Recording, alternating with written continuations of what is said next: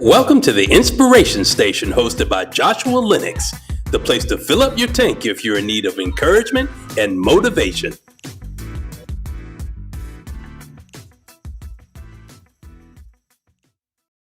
Well, hello, welcome back. It is Friday, y'all, January the 30th, and here we are at the end of a month, almost into February, and I know that it has been great for each and every one of you, just like it's been great for me. As you're coming into the Inspiration Station, y'all know this is where we are joining each other every Friday at 7 p.m. Eastern Standard Time, 6 p.m. Central Standard Time, 5 p.m. Mountain Time, and all of that good jazz. Y'all know the rest of the time zones, but come on in here. One, come all, come everybody. I know that some of you all are just coming in, rolling in. You know, this is still that Friday evening time where some of you all are still working, some of you all are off, some of you all are with families, your friends, or maybe you're just out and about, or maybe you just all by yourself. Well, either way, you're here, and I'm glad that you're here with me. So y'all come on through. We're going to be in and be out on tonight. I hope that everything has been going favorable for you today. Everything has been exciting for you today. And as I always say, no matter what, you're going to have challenges. That just comes with life, but that just needs to be an indicator and a reminder that you can overcome anything and that you have the capacity to withstand any challenge because you can go right through it and go over it. So I want to say hello to everybody out there on the YouTube Live, Facebook Live, LinkedIn Live, Instagram Live, on Apple, on Spotify, and also Audible. I am just so glad to be here with you guys. I can't wait to talk about what we're going to talk about tonight. But if this is your first time, you are definitely not a stranger. I want you to continue to come and continue to show up and be here and be present with us because this is not just about what we're talking about, but it's about you as well. It's about what you have to bring in here, even if you're not speaking or something right now, but you just know that your presence is felt by me and everybody else. Also, I want to say, y'all, I cannot believe, y'all know I have to say it. I can't believe we're at the end of January. But I just think that that's just an indication that we're accelerating in every area of our lives. Sometimes people say January is so slow, it's the slowest month. And it's like once January is gone, we pick up. I'm like, well, I think that January was ready to hit the ground running, and it did. But I'm just excited to see what's going to happen more for each and every one of you in your lives right now, and also for myself. And I want to jump right in, but I see some of y'all are still coming in and coming on, rolling in. And again, thank y'all for sharing. Thank you for sharing. Thank you for being interactive. I really appreciate that. I'm just glad to see what the Lord is doing, y'all. This has been a year and a month now, so I'm just glad to see where we're going and where we're heading. And I can't do this without you. So we're in all of us are in this together. So this is the Inspiration Station. Yes, it is. Inspiration Station is literally a place where we come together, and this is not about the vessel that you're hearing. This is about you as well, because all of us are inspirations to someone, and we're also inspirations to ourselves. And if you don't believe me, just go back down the timeline of your life, and you'll be able to pull from several different instances and encounters in your life where you're able to say, you know what, that lets me know that I can do anything I put my mind to. That lets me know that there's not an obstacle that I cannot overcome. That lets me know that whatever is in front of me, I can reach it. That lets me know if I have dreams, if I have visions, if I have ideas, I've been given the capacity to fulfill those things and bring those things to pass. So every person who has come across your presence or come across your path, you've inspired, and we just hope that that is in positive ways. But you know what? In not so positive ways, you can inspire somebody to be better. So you always can inspire in any direction. And you notice I didn't say negative. I'm saying not so positive. We want to keep that positive as well. So this is where we're also very open, we're very honest, we're very vulnerable. It's no need to wear a mask in here. We're not just doing this to be open and honest and vulnerable with each other, but also with ourselves, because often the relationship that is neglected is what, y'all? With ourselves. And we don't want to neglect ourselves any longer. Don't neglect yourself, because you matter and you're a priority and you are to be treated with the great care.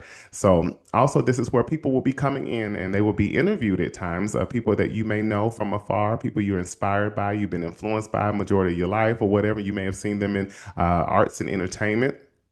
or any kind of public platform, or there may be people you're meeting for the first time. But as I always say, every person is a superstar in my eyes. And I hope that you all are catching on to that, because I did remember having a wonderful comment of someone saying, "You're a Christian, and how you going to call people superstars? Jesus is the super." I'm like, okay, you deep. Go sit down. Go have a seat, because it's not even that deep. Everybody is a superstar, and meaning that everybody is great. Everybody has a level of greatness in them. And that's how I see. I don't see everybody as, okay, a hierarchy. Okay, you're greater than that person because of this, and you're higher than this person in that. Now, granted, there are people who are in different positions and capacities and seats that they worked very hard to get to, and everyone can't be in those positions. So we definitely honor and we reverence what they do. We respect them, but that does not make anyone greater than you just because of their capacity. So. Um, Want to jump right in, y'all. What we're going to talk about tonight is, are you really potty trained?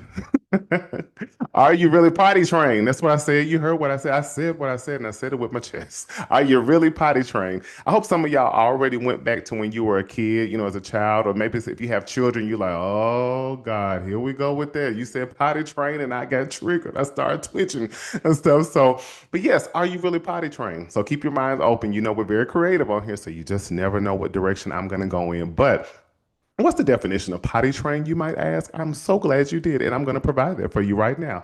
Potty train literally means, it refers to a child or individual having developed the ability to recognize the body's signals for urination and bowel movements, and to use a toilet independently, consistently, and with minimal assistance. Now, I want y'all to think back for just a moment. Just go back down memory lane really quick with me. Think about potty training. If you all can remember, if you're like me, I can remember back to when I was 18 months. That's the earliest memory I have. It has driven my family crazy at times, because I remember everything. They call me like the history book. Like, there's nothing he doesn't remember. And people are very mindful, because it's like, don't lie to me, because I'm gonna pull receipts, and I can pull times and what you had on and your tone of voice. But I have a very good memory. But you think back to potty training, it can be something that's a little anxious for a child. You coming out of taking them out of the diapers, or the pull-ups, or the huggies. I haven't even thought about those names in a while. But anyway, I trying to, get the child to be used to going to the restroom and actually sitting on the commode or the toilet or the potty independently.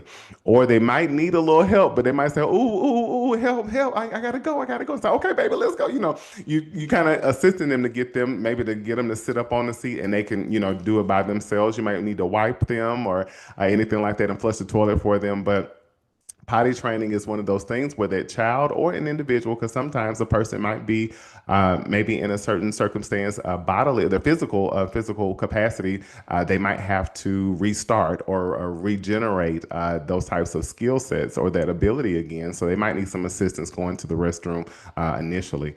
Or maybe if somebody, even, if you have a person who has a long-term surgery or illness or something, and they might have to almost get some assistance to go to the restroom. But your body gives you that urge where it's like, I gotta go, gotta go, gotta go, gotta go right now. So when you're in potty training, you're learning to get up when you feel that urge. Like, get your behind up. And some parents, get your behind up. Don't let me. I'm not washing these underwear. I'm not washing these things. You better get up and go to the bathroom. You gotta go. You better say something. So also with this, I want you to think about how you have to do that on your own. When you go to the bathroom, you have to do that on your own. But the minimal assistance may come from trusted people. That might be your parents. That might be your siblings. That might be your cousin, big cousin, or something like that. When you're a kid. But I want you all to also change your mind to not thinking about the child of potty training, but think about you, the adults. And there might be some teenagers on here or whatever. So again, think about yourself. I know you're not having to go to the restroom. I know, like that. You can do it just all by yourself, but go to that as I transfer us into more different scope or a different perspective of this in just a minute. But yes, you have to go to the bathroom on your own. You have minimal assistance, and that might come from trusted people who care about you, but they can't continue to assist you, because at some point you're going to have to do this on your own. Okay. Also, if you don't go to the potty when you know that you got the urge to. Y'all know what it's like, even as adults. You might be at work, like, ooh, when I get off this call, I gotta go, whatever it is. Or you might be out and about, walking or whatever it is. And it's like, I got to get to the restroom because you have a sudden urge. And y'all know how uncomfortable that is. It seems like when you have to go like that, you really seem like the closer you get to the restroom, the worse it gets, the more intense it becomes. But yes, if you don't go to the potty when you know you got the urge to, it will lead to accidents, right? We know what the accidents are. I don't have to say that, right? Accidents, or leave you to sit in your own mess, which are things that you created for yourself. I'm going somewhere with this in a minute, y'all. Because when we talk about going to the potty, we're doing what? We're getting rid of waste. We're relieving ourselves. We're removing certain things from our bodies. And if we don't do that when we're supposed to, and we get that urge to, it will cause an accident. And you will end up having to sit in your own mess. Stick there. Stay there with me. Also, we know what constipation is, right? Some of y'all just got a rumbling in your stomach when I said constipation, but I want you to think about constipation as you being backed up. You're being backed up with what you won't release, which might cause certain symptoms such as nausea, irritability, discomfort, loss of appetite, meaning that you can't make room for something new because you're stuffed. I want you to think about your life and everything that I'm mentioning right now. The potty, that doesn't necessarily mean a technical potty, but what are some things in your life, as I'm about to list a few of them, about nine exactly. We're going to be in and out, but nine areas that might be some things that you need to get rid of. Because when we go to the potty, we're getting rid of stuff, right? But if we don't get rid of some stuff, it's going to cause us to be backed up. So that leaves no room for what's new to come in our lives. That causes us, if we continue to not take the urge or take the have the discernment, I'll say, to even know that it's time to get rid of some stuff. It's time to prune. It's time to detox, whatever that is. If we don't do that, we can cause ourselves to have an accident if we don't move fast enough, meaning that you cause unnecessary issues in your life, unnecessary consequences in your life because you won't get rid of that. What is that? People. What are those friends? What are those ideas? What are those surroundings? Whatever that is. If I don't get rid of this stuff, it's going to lead to accidents, unnecessary consequences, or I'll have to sit in a mess. So now I'm having to sit in consequences that could have been avoided had I just moved on it when I knew I was supposed to. Y'all follow me? And again, with the constipation, I'll be backed up. So nothing new can flow in my life if I keep holding on to this old stuff. And it's just going to make me more toxic. It's going to make me nauseous. I'm going to be sick in a sense because I won't allow myself to get rid of what's no longer serving me, what's no longer helping me, what's no longer edifying for me, and what's no longer needed for my future. Gonna make me sick, gonna make me irritable, might be moody, might have an attitude, might also be discomforted. And I also will lose an appetite for more. You'll lose an appetite for more if you continue to stay and hold on to what's old all the time. You will lose an appetite for more because now you won't even have room to receive or allow new things to come in because now you just stuffed. Okay. So I have nine things really. I told y'all we in and out. I'm telling you, I'm not playing with y'all. But no, we got nine things to take to the potty or things to just get out of your system. First one is negative core beliefs. You've heard me speak about this many times. And again, that could be an example of I can't do it. I'm not good enough. It's too late.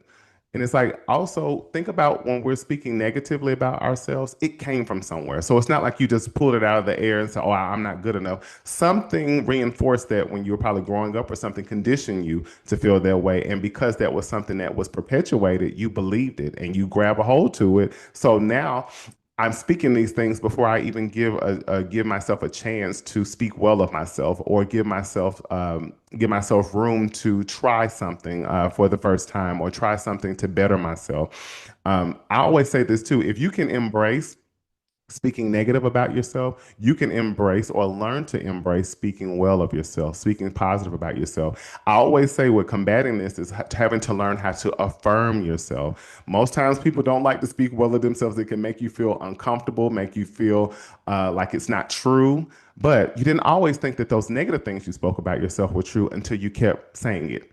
It's the same thing with positive affirmations to yourself, speaking well of yourself. You might not believe it at first, but the more you continue to speak it, the more you start to fall in line with those things that you're saying. It's like almost like a natural movement of yourself. It's like, okay, I feel icky saying this. I feel like this is not true. But the more I keep saying it, now it's causing me to have more confidence. My esteem is going up. I'm starting to take chances. I'm starting to take risks. I'm starting to bet on myself. And it's like, well, where did this come from? Well, I started to kind of speak against those negative things and I start to uplift myself with positive things. I'm more optimistic now. I like to always say too, when we're speaking negative about ourselves, challenge those thoughts and don't add or subtract anything to make sure that they're rational or irrational. Because just saying I'm not good enough, it's like, okay, well, where's the proof in that? Where's the evidence in that? Where is it that you can really tell me that you have proof that you're not good enough to do something or that it's too late or that you're unlovable? Where is the absolute proof? Where's the evidence? I'm not talking about an opinion. I'm not talking about your thought, your negative thought that comes from you being conditioned to feel this way about yourself. Okay. Also, just in connection to that, I want this to stick with you for just a second. New levels require new stories about who you are. New levels require new stories about who you are. Can't keep saying the same as just the same old song with a different meaning. You can't. And if I'm going to another level, I got to lay that old narrative about myself. It's got to go away. Put that script in the trash. This is time for me to pick up a new script about my life because of where I'm going. It's going to require me to have a new story about who I am and also who I'm becoming. All right. Number two is comfort zones. We love comfort zones, right? We are not trying to be uncomfortable. We want to stay with the familiar. We want to stay with what we think is safe. And sometimes staying with what is safe is the most dangerous. I like that. Sometimes staying with what you think is safe or the most safe is actually dangerous for you.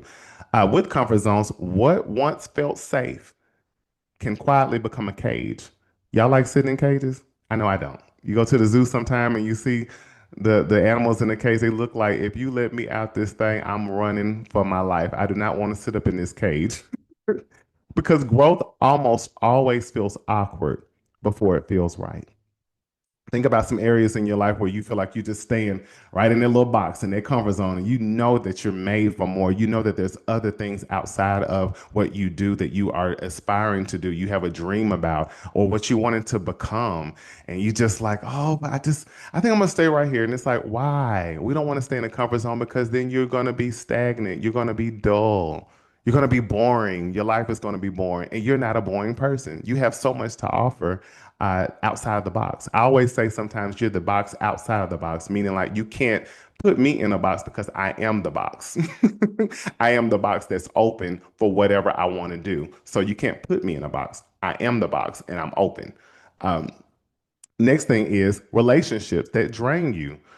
Pessimistic people always negative. I always got something. You call them and it's like, yeah, I'm just going through. I just got so much stuff on my plate. It's like, I didn't call you for that. Hi, how are you doing? Oh, I'm doing good. It's like, oh God, what about people who they lack giving you support unless it benefits them? You might be doing some things in your life and they're not showing up for you. They're not being there to cheer you on and support you unless it's a benefit to them. Um, what about people who are attached to the old version of who you were? You were starting to grow. I know a lot of you all, especially since we're in the new year, new year, no New Year's resolutions, but New Year executions. But becoming a new person, you'll start to notice that there are people around you that you're no longer feeling drawn to, you're no longer feeling connected to, you're no longer feeling engaged with, you no longer feel like you want to invest in them any longer. And it doesn't have to be anything that's looked upon as negative. It just might mean you've outgrown that circle of people, that sphere of people that you are around. You're no longer feeling connected. So because of that, they are attached to who you were. And this is where you get those comments of like, you changing. But it's like, I am. That's the point. You acting different. I'm supposed to.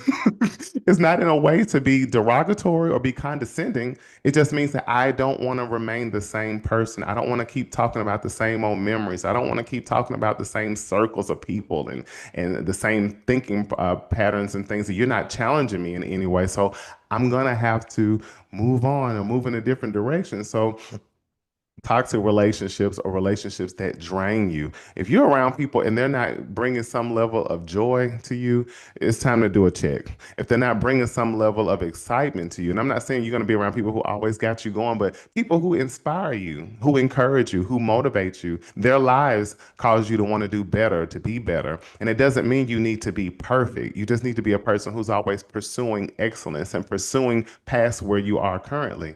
Okay. Number four, fear of other people's opinions. This is one I know that shows up for probably a lot of y'all. It's like, I'm thinking about what that person says, but that person thinks about me. Why? Why? Because if you let everyone vote for your life, you'll never move forward.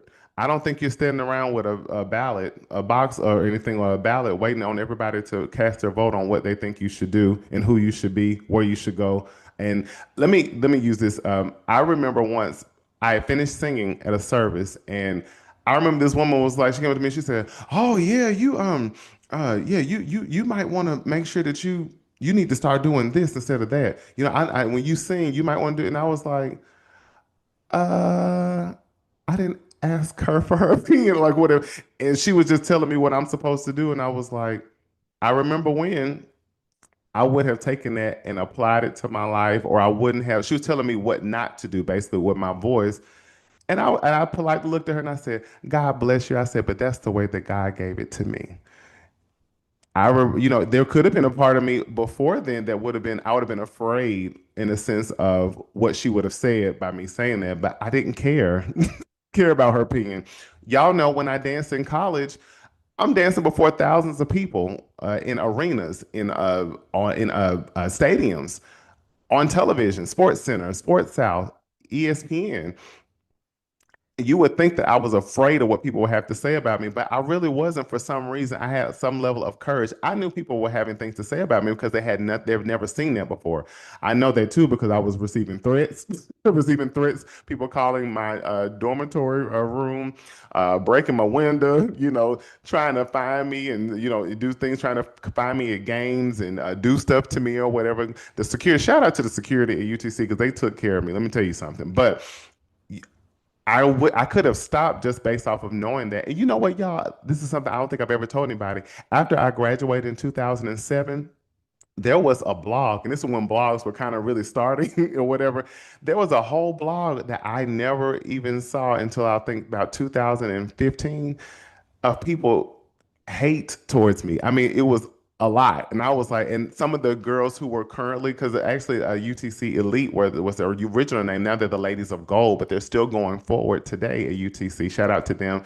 And some of the girls who was when it was still called Elite, they told me, "Oh no, we thought that you knew that." I was like, "I never knew. I saw it, and I mean to see what people were saying about me." I was like, and all those times I'm up there, I have no idea. I have to focus on what I was doing. But if I was thinking about what people were going to say about me, it would have stopped me from doing what I was doing. And I don't think that they would have continued where they are today had I not continued to go forward. So we can't be afraid of what people are going to always have something to say about you. That should never stop you. We're not doing that. You're going to keep doing what you're doing. People are going to always have an opinion. They're always going to have their things they want to project on you. That's not your problem. That's their problem. Also, I want to say this: growth often includes being misunderstood. The better you get and the more you grow, the more you're gonna have people to say stuff about you. More people are not gonna understand what you do, who you are, what your vision is, why you do the things that you do. That's not their problem. I mean, that's not your problem. That's their issue to try to figure out, not for you to explain. Okay. Old habits. Number five, old habits that no longer serve you. Maybe this is poor boundaries. Maybe you self-sabotage. Maybe it's eating habits. Maybe it's your fitness, your health, that maybe you are doing certain substances. Maybe you are staying awake for long hours at night. Maybe you scrolling on social media. Maybe you're a person who is a doormat. Maybe you're a person who's always allowing people to walk over you or always being the yes person. Old habits that no longer serve you. Sometimes, they say it's hard to break habits. Is it hard, or is it just that this is something I've known for so long and I don't know what it's going to be like to depart from it? Okay. Number six, the need for immediate results. Now, listen, I'm a person who loves to vacuum. I will vacuum your house. I don't care if you live in a mansion. I will put on my headsets, put on my earbuds, and I will go to town. And I love to see like the designs and stuff. Y'all see how I'm getting excited? The designs and the carpet and stuff. But I love vacuuming, and I didn't understand also. Well, you know what? I love to wash clothes too. I love to do laundry. I love to clean, but I really love to wash clothes, and I love to vacuum. I didn't understand until I got older. I said, I think I like immediate results because I get to watch something go from one stage to another quickly, and I don't have to wait long. So it's like, okay, you like immediate results. So that's why I've had to become a very patient person because I used to actually have a hard time with my patience because I wanted things to happen right now. Not meaning that I was trying to be, not in some, I guess, I wasn't always trying to rush things. I just felt like certain things shouldn't take that long. But that was with a lot of things. That's why if you ask anybody who I've ever worked under, if I've been under a CEO or if I've been an assistant to somebody or uh, work with anybody in close proximity, they will tell you it does not take me long to do stuff because I feel like if you're asking me to do a task, I want to get it done quickly. I don't want it to linger. I don't want to be looking at this all day. So as soon as you give it to me, you probably can turn back around. I'm gonna be done with it. So immediate results. Am I the only person? I know that some of y'all like instant gratification too.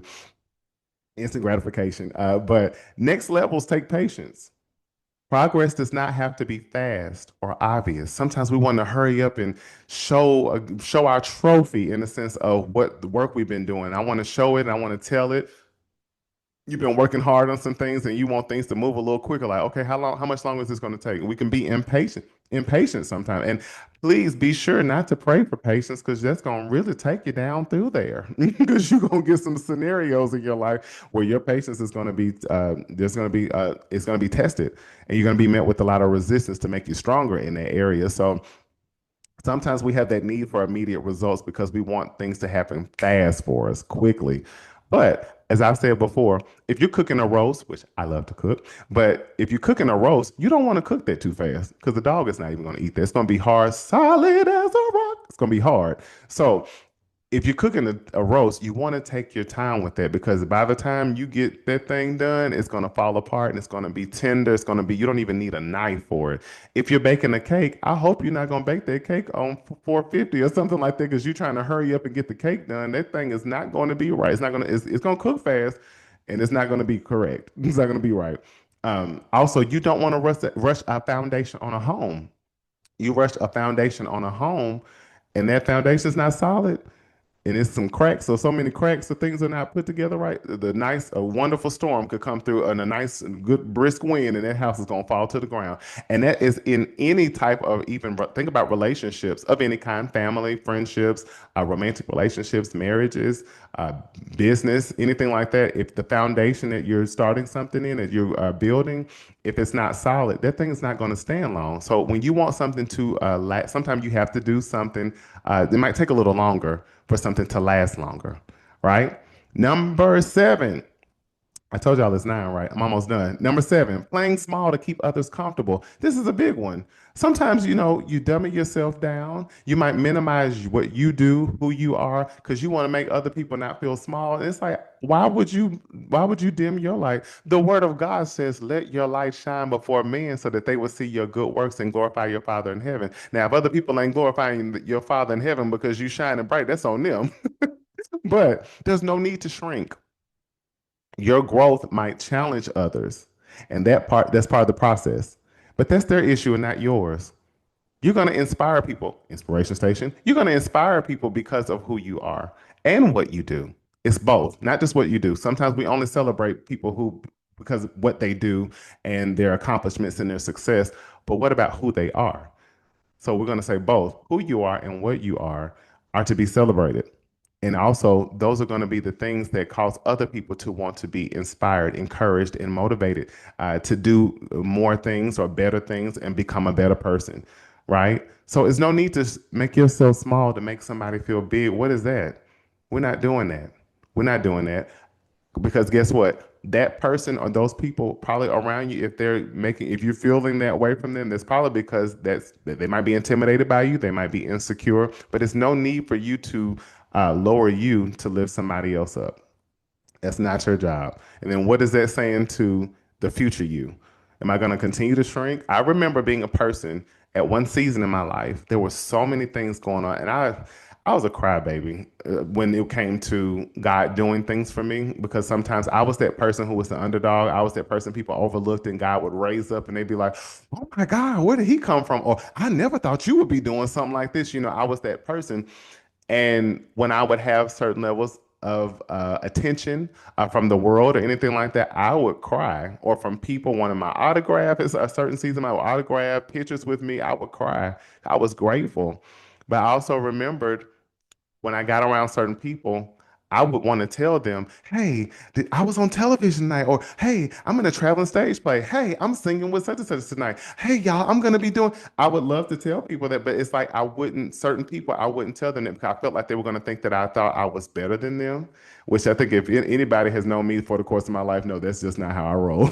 But think that I'm better than them. They also would think that maybe because in their lives right now they don't have a lot of things going on, so I didn't want to make them feel bad. And I was like, wait a minute. If I can't share my life, my success, my achievements, things I'm excited about with you, I don't think you need to be in my life. And why would I feel like that's going to make you feel bad? If anything, that should inspire you. And that's one thing for me. I always felt like I wanted to share with people when God was opening doors for me because I was not always that person in the front. I was not always that person that God would elevate like that. I was a person who watched in the back and cheered for everybody. I was observant, not knowing God was saying, okay, I hope you're getting ready because I'm about to put you in some positions that you're probably going to be like, wait a minute, me? And I felt like I was always a supporter, always the encourager, always the one cheering. I mean, I was there for everybody. You do something, I don't care if you're getting a certificate for a bread twist contest. I'm there yelling for you, screaming for you, the loudest person there. But when it came to me, I played small. And it's like, I'm doing all the things, but I don't want to talk about it because I don't want nobody to abandon me or think that I think I'm too good. And it's like, wait a minute, that's not even the case. You should never shrink down who you are or your accomplishments and the things that you do because that's just disrespectful to yourself. And to me, honestly, I think that's disrespectful to the Lord because it's like He's giving you these things in your life and you don't need to apologize for it. And don't apologize for who you are. I almost got mad. Okay, let's move on. I think what we at, y'all, number 7? Yeah, number 8 now, past versions of yourself. And again, we're talking about things we need to get rid of. We need to go to the potty on. We need to relieve ourselves. And some of y'all have been probed to get rid of some of this stuff. And maybe you've been sitting on it because you've been a little constipated. You backed up. So that's what's making you uncomfortable. You're still holding all this stuff that's no longer serving you. Um, Past versions of yourself. Who you were got you started. Who you're becoming will take you further. I like to say RIP to who you were. Rest in past. Stay in the past. Rest in past. Okay. The past version of you is no longer going to take you to the next level. Y'all remember when I was saying you get to a place when you're getting to that orientation or that training of who you're becoming, and it's like you have to make that agreement. You shake your hand, you know, this is the old you, this is the new you. You get to decide, am I going to stay over here or am I going to go over here to the unknown? But I know that this is going to be better because this is the next level of my life that I've never been to before. So I got to let go of this past so that I can go to the future of who I am because this I can't take with me because this version of me has expired. We don't want to take. Do you drink expired milk? Some of y'all probably making me nervous because some of y'all remember, well, you know, it's nothing wrong with it. It's, you know, just a little curd in there. It's all right. Shake it up a little bit. Do you drink expired milk? I hope not. Do you eat expired cheese? Do you eat expired things, expired food? Do you eat rotten and spoiled things? Right. I hope not. I'm praying to God y'all are all saying no. But do you eat raw meat? Do you eat stuff that's gone molded bread? No. You can't because it's expired. It's not going to be edible for you. It's not going to be healthy. You can eat it, but you're going to get sick. So again, with that, I can't take the old stuff of who I was to this new place because that has expired. If I stay, if I want to carry this old version of myself, I'm not going to get any different results. Everything's going to be the same. And if anything, I'm probably going to do more detriment uh, because I have not decided to shift. I have not decided to sift. I always say sometimes we have to sift. You sift your old self so that you can shift, so then that God can lift you. So we go from the sift, shift to lift, and then gift. Oh, I like that. Sift. Y'all follow me? Think about that old version of you. You got to sift out those things that no longer serve that version of who you are becoming. You sift. Now we got to shift. So we got to make a turn so that God can lift us up. He's lifting us higher. He's elevating you higher. And when he lifts you, you're going to get a gift in that. It's a gift in that and who you're becoming. Because also, again, who you were, it got you started at that point. But who you're becoming, that's going to take you further. That's almost like a relay. You get the baton to go to the next person. You did the first leg. Now this is the next leg. I can't do the first leg and the second leg uh, all by myself. I got to pass this off to the next version of who I am. Number nine, perfectionism. This is the last one. I know we all love perfectionism, right? Because we all want to be perfect. I mean, nobody is perfect but me. I'm sorry. It's the truth. Did y'all hear that lightning strike? But no, we deal with perfectionism. And I want to say it in this lens, but waiting to be ready is often just a fear in disguise. Waiting to be ready is often fear in disguise. We want things to be just right. It's either all or nothing. It's either great or not. Either I'm successful or I'm a failure. There's no in between. Perfectionism, if you wait on perfectionism, you will never get anything done. Now, only thing I need somebody to be a perfectionist be a perfectionist, excuse me. Somebody to be a perfectionist is like if you're a surgeon or something, oh, I need you to be on point. I need you to be the top grade perfectionist. But in you getting started in something, you don't have to be it doesn't have to be perfect. It doesn't have to be perfect to launch into a new career. You don't have to be perfect to launch into a new fitness journey, launch into a relationship, launch into marriage, launch into the unknown. You don't have to have it all together. I know one thing for me, y'all, and I'm pretty sure you all can relate, and we're gonna be out of here. But I would always, when God would tell me He wanted to do something for me, or He wanted to open a door for me, I would be thankful. I'd be like, God, thank you, God, hallelujah, thank you, Jesus, thank you for even thinking of me like this, God. But I would be like, but who me? And I would literally be like, who me? I'm like, but God, I don't. I would start talking about all the things I didn't have, and I even looked over all that I actually had. Some of you might be in a place where you're always thinking about the things you don't have, where you fall short, maybe where you made mistakes and things of that nature, where you just call yourself unworthy of certain things that you want to move into. And you're not even thinking about all the things that you already possess, all the things that you already have of value, all the things that you bring to the table. And it's like you don't even think about that. So it's like you count yourself out for things. And it's like you don't need to be perfect or have it all together to be ready for something. People say, stay ready so you don't have to get ready. Well, even in that, sometimes when you get into certain things, you're going to be prepared. Sometimes you're prepared before, sometimes you're prepared in. Sometimes you're prepared before, sometimes you're prepared in. Sometimes when you're involved in something, again, I'll use myself as an example, dancing in undergrad. I had never taught no, especially my first squad was like 26 girls.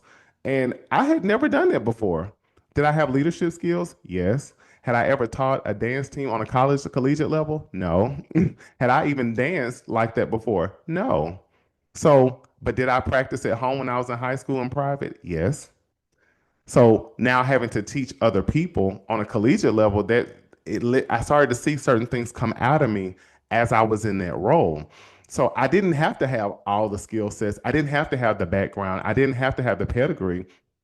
I was exposed to certain things. I didn't literally have the experience, but as I was doing that, I was being prepared as I was walking it out.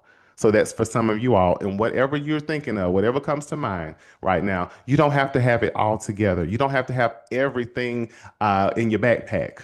Just do it because you're going to learn things as you go along. Everything I think is a practice. Just like me as a mental health counselor, I always say it all the time. I'm practicing. A nurse is practicing. A doctor, a surgeon is practicing. A dentist is practicing. It's called a practice for a reason. A lawyer, an attorney, they're practicing and honing their craft to become better. But they do not, nobody just has it all together. Nobody, even the most excellent people you see, they don't have it all together. So, y'all, I told y'all we're gonna be out of here. 9 points. There we go. So think about those things that we need to take to the potty that you might still be holding on out of those 9 things, the things you need to rid yourself, get out of your life, get out of your system. Whatever those things are that I list, whether is it negative core beliefs for you? Is it comfort zones? Is it relationships that drain you? Is it fear of other people's opinions? Is it old habits that no longer serve you? Is it the need for immediate results? Is it playing small to keep others comfortable? Is it past versions of yourself? Or is it perfectionism? Whatever those things are, I want you to kind of sit and think about it. You had the urge, just like when we got to go to the bathroom, you had the urge to know something got to go. I need to get rid of this stuff. I can't keep holding on. I can't keep going forward with this. This is holding me back. This is hindering me. It's got me constipated. It's got me backed up, and I can't let anything new in.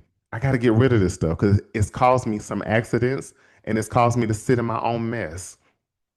So that is your homework. Out of those 9 things, negative core beliefs, new levels required, new also comfort zones, relationships that drain you, fear of other people's opinions, old habits, the need for immediate results, playing small to keep others comfortable, past versions of yourself, and perfectionism. What are those things that you think about? Maybe it's one thing, maybe it's 2 things, maybe it's all things. Whatever it is, let's go ahead and start looking at it and analyzing, reassessing, and reevaluating and knowing this has to go. I got to get this out of my system.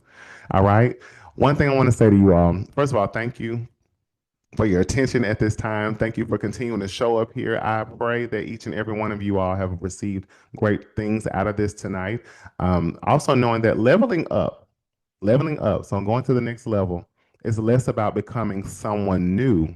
It's more about removing what's no longer aligned. Leveling up is less about becoming someone new and more about removing what no longer aligns with you. So again, I want to go back to that part. We got to sift. Y'all know, like sifting flour and stuff, you got to get this, you got to make sure ain't no clumps in there. Sift, shift, make a position change. Then God can lift you. He can elevate you. He can take you to a higher level. It's because you had to sift to get some of that stuff off of you. You can't be carrying unnecessary weight with you to this next level. And you will get, there will be gift where he takes you, where he raises you up to. So I love y'all as usual. Thank you for rocking it out with me. Thank you for your patience. Thank you for continuing to share. Thank you for continuing to show up. Thank you for continuing to just be who you are, because we need it. We need you, and we need all that you got in you, because you can't keep emptying yourself so that new things could come in. And even in that, keep pouring out whatever your gifts, talents, and skills and abilities are, because you're making a difference in whatever you're doing and whoever you're giving those things to. So I love you. I will see y'all next Friday. What time? 7 p.m. Central Standard Time, 6 p.m. What y'all? Wait a minute. 7 p.m. Eastern Standard Time, 6 p.m. Central Standard Time, 5 p.m. Mountain Time, 4 p.m. Pacific Standard Time. And international family, y'all know y'all's time zones, and they are amazing. I think one person specifically who is always on here, shout out to him, from Hong Kong. I think it's almost about 6 or 7 o'clock in the morning there, I believe. I think I'm right. So I'm learning though, y'all watch out. I'm gonna be speaking in different languages here soon, seeing all these people come in here from different parts all over the world. So spread love now more than ever. We need it, and it starts with you. Do me a favor too. Start to be in the practice of letting people know how much they mean to you. Let them know that you love them. Let them know that you care. Let them know that you see them. Let them know that you're proud of them. Let them know that you're watching them, and you're glad to see that they are still pushing forward no matter what. Let them know that you support them. Send a text, call, email, DM, whatever it is. You'd be surprised at what small things you think are small anyway, that could change the trajectory of somebody's day or even how they see themselves. And it's not fake or phony. You're being honest. It's just we don't always tell each other that sometimes. So it's important. Again, you're an inspiration to everybody in your life, any and everybody, whether that's positive or not so positive, but it's positive. So I love y'all. You've always been great. You're just getting better, and you're finally embracing it. You've always been great. You're just getting better, and you're finally embracing it. So I love y'all dearly. See y'all next Friday at 7 p.m. Eastern Standard Time. Keep your eyes open, your ears open too, and clean. All right? Love y'all. Talk to you soon. Bye. Thanks for watching The Inspiration Station with Joshua Lenox. Don't forget to like, comment, and subscribe. See you next time.